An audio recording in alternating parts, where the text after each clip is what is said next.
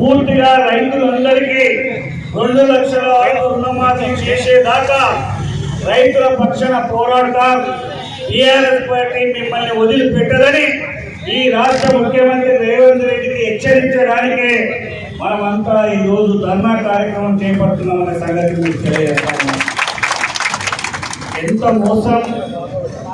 ఈరోజు మనం చూస్తే రైతుల బాధలు ఎక్కడ చూసినా రైతులు ఇవాళ బ్యాంకుల చుట్టూ వాళ్ళే స్వయంగా ధర్నాలు చేస్తూ ఉన్నారు.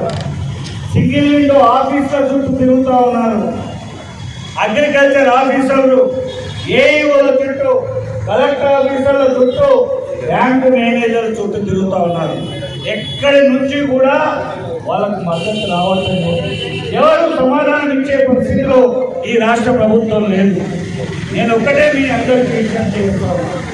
ఇలా రాష్ట్ర ప్రభుత్వం ఎన్నికల సమయంలో ఒక మేనిఫెస్టో ఇచ్చింది. వరంగల్లో 2 లక్షల రుణమాఫీ చేస్తామని రాహుల్ గాంధీని తీసుకొచ్చి రైతు డిక్లరేషన్ అని కాంగ్రెస్ పార్టీ ఇచ్చింది. ఆ డిక్లరేషన్ లో ఎలాంటి షరతులు లేకుండా రైతులకు పూర్తిగా 2 లక్షల రుణమాఫీ చేస్తామని ఆ రోజు వాగ్దానం చేసి మేనిఫెస్టోలో పెట్టడం జరిగింది. ఎన్నికలైంది. ఆయన ఒకడే చెప్పిండు ప్రతి ఎన్నికల మీటింగ్ లో, ఎక్కడ పోయినా ఎవరైతే రైతులు 2 లక్షల రూపాయల రుణమాఫీ తీసుకోలేదో దయచేసి మీరు ఊరికండి, ఆలస్యం చేయకండి, బ్యాంకులలో 2 లక్షల రుణమాఫీ తీసుకోమని చెప్పి ఈ రేవంత్ రెడ్డి ఈరోజు ఆ రోజు ఏమన్నాడు ఎన్నికల్లో? డిసెంబర్ 9, 2003 సోనియమ్మ పుట్టినరోజు నాడు 2 లక్షల రుణమాఫీ చేసి మీ రైతుల కన్నీళ్లు తోస్తానని దొంగ మాటలు, మోసపూరితమైనటువంటి మాటలు, మాయ మాటలు చెప్పి అధికారంలోకి వచ్చి దాదాపు 9 నెలలు కావస్తా ఉంది. ఇప్పటికీ ప్రధాన ప్రతిపక్షంగా టీఆర్ఎస్ పార్టీ రాష్ట్ర వ్యాప్తంగా ఎన్నోసార్లు విజ్ఞప్తి చేసేది. మన కేసీఆర్ కానీ, వర్కింగ్ ప్రెసిడెంట్ కేటీఆర్ కానీ, హరీష్ రావు, ఎమ్మెల్యేలు, మాజీ మంత్రులు ఎన్నిసార్లు ఈ ప్రభుత్వానికి విజ్ఞప్తి చేసినా వాళ్ళ చెవులు వినబడలేవు. వాళ్ళ తలలకి ఇది ఎక్కడ పార్టీ మేనిఫెస్టోలో చెప్పింది. మనం అందరం 420 అంటే నిజంగా 420 అని అందరిని అంటారు కదా. ఎవరైనా ఎగవేస్తే అది 420 కాదు అని అంటారు. కాదు సుమా, 420 అనేది 420 హామీలు మేనిఫెస్టోలో కాంగ్రెస్ పార్టీ. మేము గెలిస్తే మాకు అధికారంలోకి ఇస్తే 420 మందికి 420 హామీలు ఈ ప్రజలకు నేను చేసి పెడతా అని చెప్పి అధికారం సిగ్గు ఎక్కువ లేకుండా ఈ రాష్ట్ర ముఖ్యమంత్రి మాట్లాడుతా ఉన్నారు. రేవంత్ పెట్టుకో, రుణమాఫీ అయ్యేదాకా నిన్ను వదిలిపెట్టేది లేదు రేవంత్ రెడ్డి. జాగ్రత్త.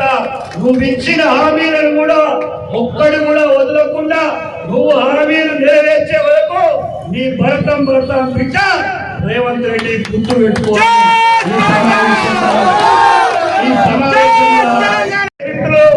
ఈ దేశాన్ని, రాష్ట్రాన్ని పాలించిన రోజులు వాళ్ళు ఎన్నికల్లో చెప్పేది ఒకటి, వచ్చిన తర్వాత చేసేది ఒకటి. దాని చరిత్రే భారతదేశంలో నిలుస్తుంది, మన తెలంగాణలో ఉంది. దాన్ని ఎవరు చెరిపేయలేదు. మళ్ళొకసారి కాలం ఇంత మారినా మళ్ళొకసారి మోసం చేయడానికి వాళ్ళ అధికారంలో వచ్చి గుర్తు చేస్తాం. మీకు చేసి తీరుతామని చెప్పినటువంటి వ్యక్తి ఈరోజు మభ్యపెట్టు గత నెల రోజుల నుంచి 1,00,000 రూపాయలని, 1,50,000 2 లక్షలని 3 విడతలుగా మాఫీ కార్యక్రమం చేపడితే ఈ రాష్ట్రంలో మనమందరం ఈ చట్ట ప్రకారం ఉన్నటువంటి గౌరవ రాష్ట్ర ఆర్థిక మంత్రి బట్టి విక్రమార్క ఆధ్వర్యంలో ఎవరు ప్రభుత్వంలో ఉన్నా ఆ రాష్ట్ర ఆర్థిక శాఖ మంత్రులు ఈ SLBC అని ఉంటుంది, ఈ రాష్ట్రంలో ఉన్నటువంటి మొత్తం బ్యాంకులన్నీ హైదరాబాద్ లో స్టేట్ లెవెల్ బ్యాంకు కమిటీ అని ఇలా SLBC అని దానికి నాయకత్వం ఆర్థిక శాఖ మంత్రి వహిస్తారు.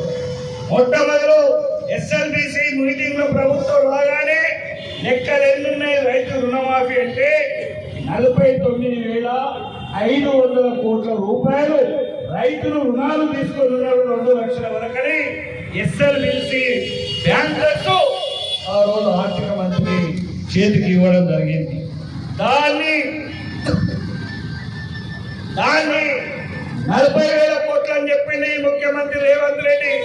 తర్వాత 31,000 కోట్లు అని చెప్పిండు. దాని తర్వాత క్యాబినెట్ మీటింగ్ లో కేవలం 26,000 క్యాబినెట్ మీటింగ్ తీర్మానం చేసింది.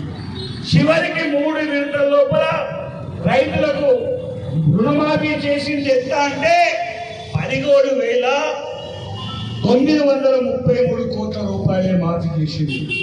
అందులో మాఫీ చేసినామని చెప్పిన దానిలో నిన్నగాక మొన్న ఈ రాష్ట్ర ఆర్థిక మంత్రి స్వయంగా డబ్బులు రిలీజ్ చేసే మంత్రి ఏం చెప్పిండో కేవలం రైతుల ఖాతాలలో 7,500 రూపాయలే మేము మాఫీ చేసినాం, మీ బ్యాంకు జమ మీ ఖాతాలలో జమ చేసినాం, మిగతా వారికి కావేలని చెప్తున్నారు. అంటే ఈ రాష్ట్రానికి ఉప ముఖ్యమంత్రి ఆర్థిక మంత్రి ఆయన నోటి నుంచే 7,500 కోట్లే మీ ఖాతాలలో జమ చేసినాం, ఇంకా చేసేది ఉందని